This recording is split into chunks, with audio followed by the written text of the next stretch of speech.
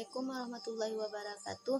Perkenalkan, nama saya Wiwit Ali Nursat. Saya adalah mahasiswa Universitas Negeri Padang, Fakultas Ekonomi dengan jurusan Ilmu Ekonomi.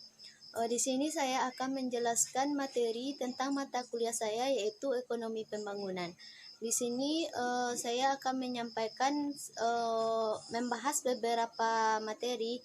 Yang pertama yaitu pertumbuhan penduduk dan pembangunan ekonomi, penyebab, konsekuensi, dan kontroversi. Yang pertama yaitu pertumbuhan penduduk di masa lalu, masa kini, dan masa depan. Sejarah pertumbuhan penduduk dunia. Pada saat itu jumlah penduduk dunia hampir mencapai 7 miliar orang.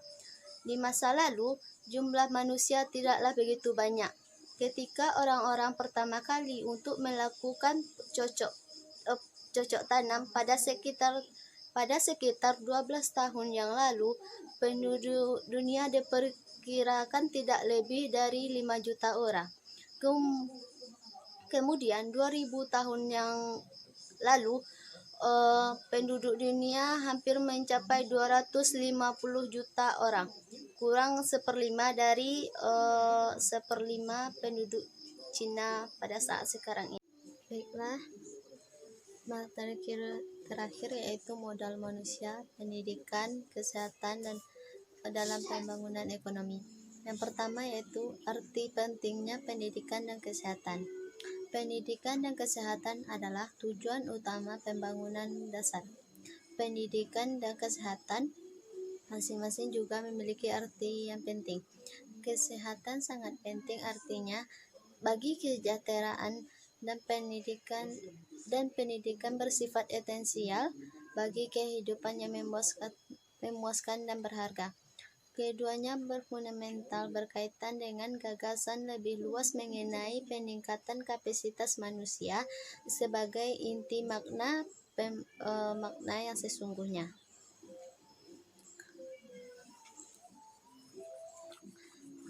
Melek aksara adalah kemampuan membaca dan menulis. Selanjutnya yaitu modal manusia adalah investasi produktif terhadap orang-orang yang mencakupi pengetahuan, keterampilan, kemampuan, gagasan, dan kesehatan dan lokasi. Ini seringkali dihasilkan di bidang pendidikan, program pelatihan dalam pekerjaan, dan perawatan kesehatan. Selanjutnya yaitu pendidikan dan kesehatan sebagai investasi gabungan. Kesehatan dan pendidikan berkaitan erat dengan pembangunan ekonomi.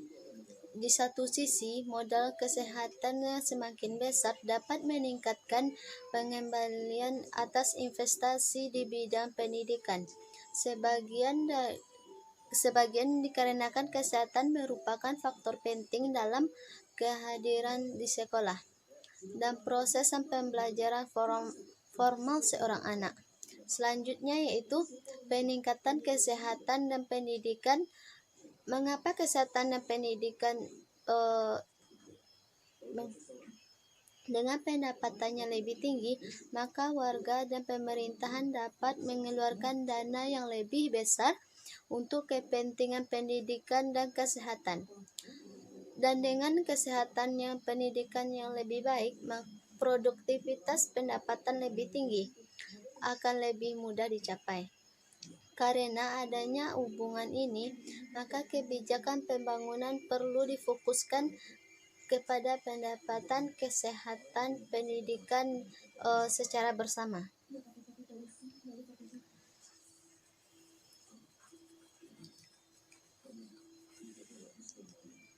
Selanjutnya yaitu peningkatan pendapatan seringkali memungkinkan para keluarga di negara-negara berkembang untuk beralih ke konsumsi dari makanan yang bernutrisi seperti kacang-kacangan dan beras ke makanan yang tidak bernutrisi seperti makanan dan minuman ringan.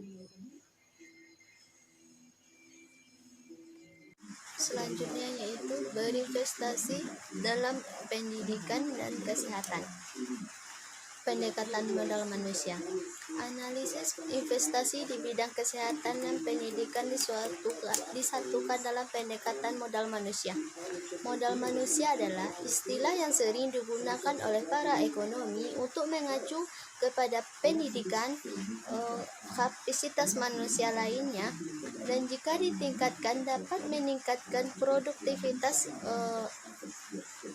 Investasi di bidang manusia ini mengalogikakan investasi konvensional.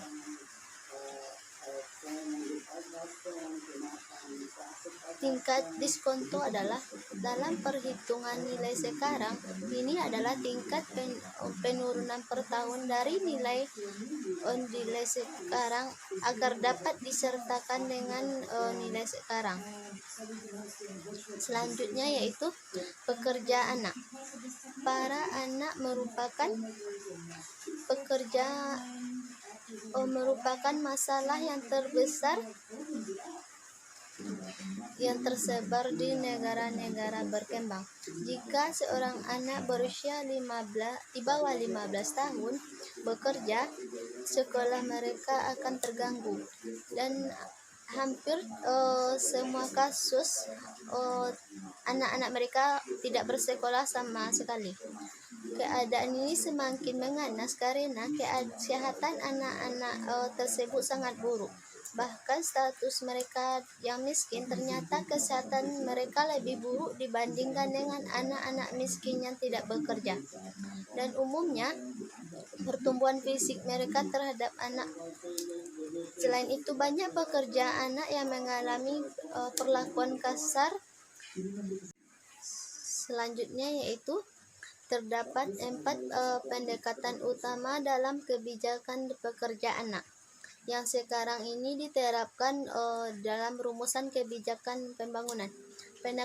Pendekatannya pertama yaitu menyadari bahwa pekerja anak bukan merupakan cerminan kemiskinan, sehingga merekomendasikan fokuskan kepada upaya penanggulangan kemiskinan.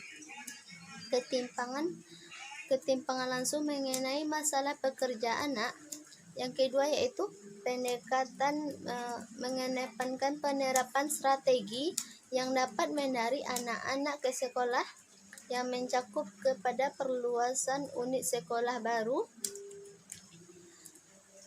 Yang ketiga yaitu pendekatan bahwa adalah pekerja anak tidak dapat dihindari, yaitu kesenjangan gender, diskriminasi dalam pendidikan dan kesehatan.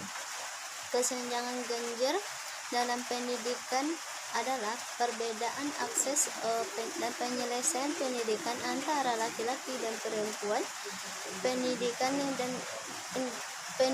gender di kebanyakan di negara-negara berkembang, perempuan muda menerima pendidikan yang lebih sedikit dibandingkan dengan laki-laki. Selanjutnya yaitu sistem pendidikan dan pembangunan, ekonomi politik, dan penawaran pemerintahan. Antara kesempatan kerja dengan permintaan kerja, manfaat pribadi adalah manfaat ekonomi yang diperoleh oleh seseorang. Sebagai contoh, manfaat pribadi adalah manfaat yang diperoleh oleh peserta didik. Yang kedua yaitu permintaan suatu barang yang muncul secara tidak langsung dari pemerintahan atas barang lainnya. Yang ketiga yaitu manfaat sosial. Pendidikan sosial adalah manfaat yang diperoleh dari orang-orang yang berpendidikan, mencakup kepada manfaat dari orang lain atau bahkan dari masyarakat, atau bahkan dari keseluruhan, atau seperti manfaat yang diperoleh dari para pekerja yang ahli. Yang keempat yaitu sertifikat pendidikan atau sertifikasi pendidikan. Fenomena menunjukkan bahwa pekerja tertentu, masyarakat tertentu memiliki pendidikan yang berbeda-beda.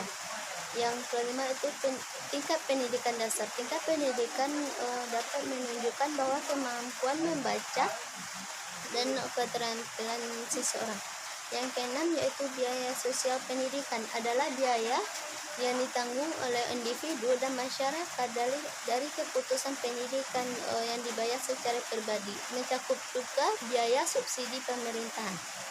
Yang ketujuh yaitu biaya pribadi, biaya yang ditanggung oleh setiap individu untuk memperoleh pendidikan. Selanjutnya itu pendidikan migrasi internal dan intelektual. Pendidikan intelektual integrasi merupakan sesuatu yang profesional yang sangat terdidik dan memiliki keahlian yang tinggi dari negara-negara berkembang ke negara-negara maju. Pengukuran dan distribusi kesehatan.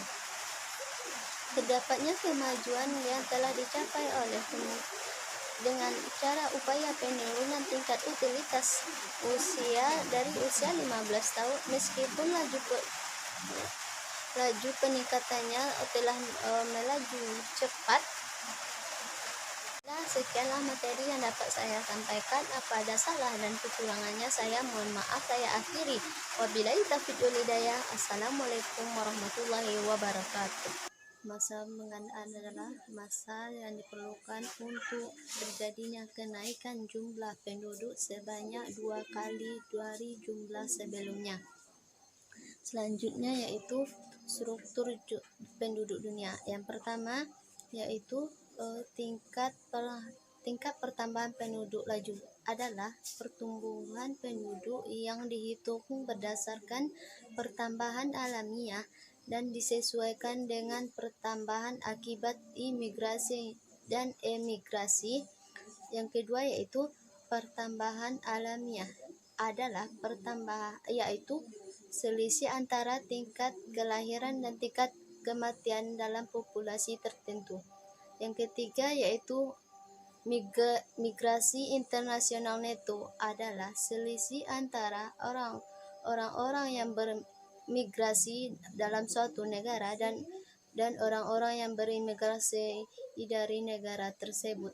Yang keempat yaitu tingkat kelahiran kasar adalah jumlah anak yang terlahir hidup setelah tahun per 1000 penduduk, dan yang keempat yaitu tingkat kematian adalah jumlah kematian setiap tahun per 1000 penduduk. Yang keenam yaitu tingkat fertilitas, yaitu jumlah anak yang diperkirakan akan dilahirkan oleh seorang perempuan jika dia hidup sampai dia usia suburnya habis dan melahirkan anak sesuai dengan usia fertilitas spesifik yang berlaku. Yang ketujuh yaitu harapan hidup saat lahir, yaitu perkiraan lama tahun anak yang lahir dengan memperhitungkan risiko kematian yang umum terjadi dalam kelompok usia mereka pada saat lahir. Yang kedelapan yaitu tingkat mortalitas di bawah usia 5 tahun, yaitu angka kematian anak dari mulai lahir hingga usia 5 tahun per 1000 kelahiran. Yang kesembilan yaitu rasio ketergantungan pemuda, yaitu perbanding antara jumlah individu yang berusia di bawah 15 tahun dengan penduduk dalam usia kerja dalam usia 16 tahun sampai 46 tahun dalam suatu negara. Selanjutnya yaitu momentum tersembunyi dari pertumbuhan penduduk.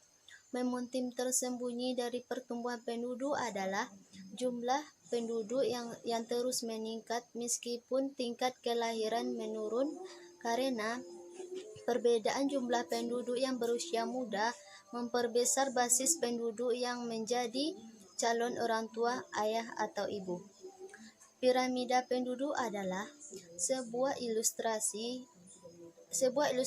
grafis mengenai struktur usia dengan interval kelompok usia yang ditempatkan pada sumbu vertikal, sedangkan varian perempuan dan laki-laki dari setiap kelompok ditempatkan pada sumbu horizontal. Selanjutnya yaitu transisi demografis. Transisi demografis adalah proses penurunan terhadap penurunan pertumbuhan penduduk dari tahap pertumbuhan stagnan yang ditandai dengan tingkat kelahiran dan tingkat kematian yang tinggi, kemudian melalui tahap pertumbuhan yang berlangsung cepat dan ketingkatan yang tinggi, tingkat kelahiran yang tinggi dan tingkat kematian yang rendah, sehingga kemudian memasuki tahap pertumbuhan yang rendah dan stabil, di mana tingkat kelahiran dan kematian itu rendah. Selanjutnya yaitu penyebab tingginya fertilitas di negara berkembang, model Malthus dan rumah tangga. Perangkap populasi Malthus yaitu tingkat ambang batas populasi yang diantisipasi oleh Malthus dan pada tahun 1766 sampai 1832, di mana pertambahan penduduk akan terhenti dengan sendirinya ketika sumber daya kehidupan meningkat dengan diperhitungkan dengan deret hitung dan tidak cukup dengan memenuhi kebutuhan manusia dengan melalui deret ukur. Selanjutnya yaitu teori makroekonomi. Fertilitas adalah teori yang menjelaskan tentang bahwa setiap keluarga memiliki biaya manfaat melihat ukuran keluarga yang diinginkannya. Selanjutnya saya akan menjelaskan migrasi tentang urbanisasi dan migrasi desa dan kota, teori dan kebijakannya. Yang pertama yaitu bias perkotaan adalah suatu gagasan bahwa hampir semua permintaan negara berkembang menerapkan kebijakan pembangunan yang lebih berpihak pada sektor perkotaan, sehingga menimbulkan kesenjangan besar antara perekonomian perkotaan dengan perekonomian pedesaan. Selanjutnya yaitu migrasi kota desa adalah perpindahan penduduk dari desa, kota kecil dan pertanian ke pusat urban atau ke perkotaan untuk mencari pekerjaan. Selanjutnya yaitu peranan kota. Yang pertama yaitu ekonomi aglomerasi adalah keunggulan atau efisiensi biaya yang diperoleh oleh produsen dan konsumen yang diperoleh dari kota besar atau sedang yang berwujud urbanisasi ekonomi atau ekonomi lokalisasi. Yang kedua yaitu ekonomi urbanisasi, yaitu akibat urbanisasi yang kedua yaitu ekonomi urbanisasi adalah akibat aglomerasi yang berkaitan dengan pertumbuhan umum wilayah geografis yang yang terkonsentrasi. Yang ketiga yaitu ekonomi lokalisasi adalah akibat aglomerasi yang diperoleh sektor-sektor ekonomi seperti pembiayaan kendaraan bermotor ketika sektor itu tumbuh dan berkembang dalam suatu kawasan. Selanjutnya yaitu distrik industri. Yang pertama yaitu modal sosial, yaitu nilai-nilai produktif dalam norma dan lembaga sosial, mencakup kepercayaan kelompok, perilaku kooperatif, dan diharapkan berikut dengan sanksi atas penyimpangan yang terjadi, serta berbagai pengalaman tindakan kolektif yang berhasil memperbesar dan harapan partisipasi dalam upaya bersama untuk masa depan. Selanjutnya yaitu bias kota utama, yaitu suatu negara akan menerima bagian investasi publik dan investasi investasi swasta dalam profesi yang lebih besar dibandingkan dengan yang diberikan kepada kota desa dan kota-kota kecil lainnya di negara itu. Akibatnya kota utama memiliki aktivitas ekonomi yang lebih besar dan tidak efisien dibandingkan dengan kota-kota lainnya. Selanjutnya yaitu penyebab timbulnya kota raksasa.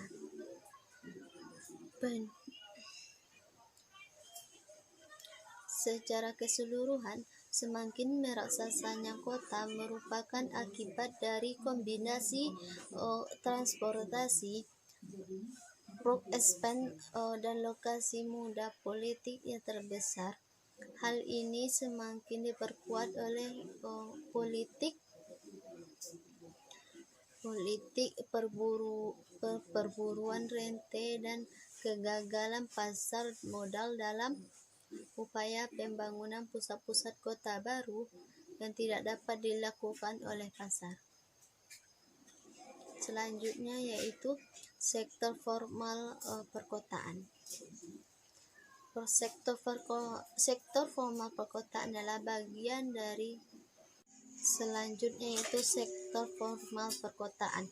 Sektor formal perkotaan adalah bagian dari perekonomian negara-negara berkembang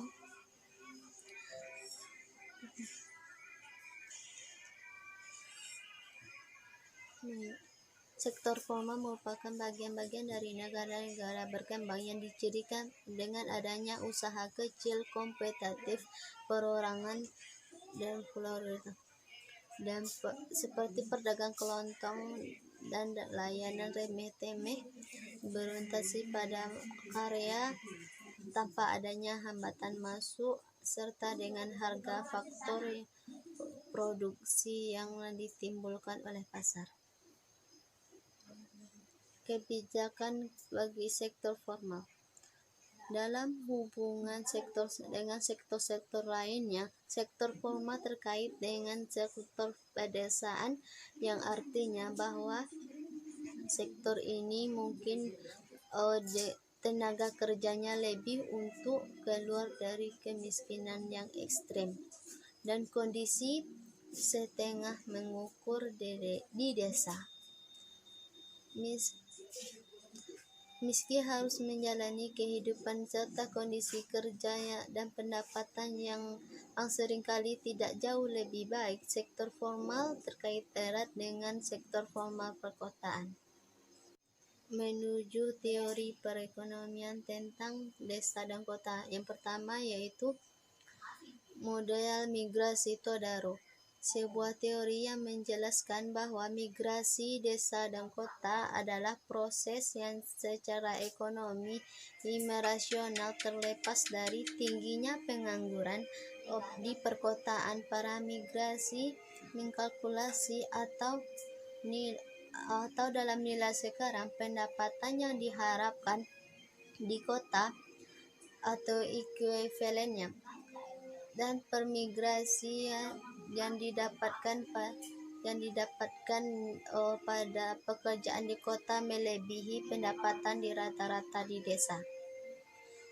Yang kedua yaitu model Harris-Todaro adalah simbol versi equilibrium berdasarkan yang memprediksi bahwa pendapatan yang diharapkan adalah hasil perbandingan antara sektor pedesaan dan sektor perkotaan ketika ikut memperhitungkan aktivitas sektor informal dan pengangguran terbuka.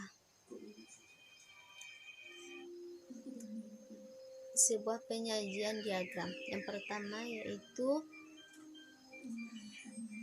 perputaran tenaga kerja, yaitu berpisahnya pekerjaan dengan pemberi pekerjaan, suatu konsep yang digunakan dalam menggunakan teori yang menjelaskan bahwa kesenjangan upah desa kota sebagian disebabkan oleh adanya fakta bahwa adanya pemberi kerja sektor modern membayar upah lebih berdasarkan perputaran tenaga kerja dan untuk mempertahankan pekerja terlatih dan terampil. Yang kedua yaitu upah efisiensi adalah gagasan yang menyatakan bahwa pemberian kerja sektor modern membayar upah lebih tinggi dibandingkan pada upah equilibrium untuk menarik dan mempertahankan tenaga kerja yang berkualitas lebih tinggi atau untuk mendapatkan produktivitas yang lebih tinggi.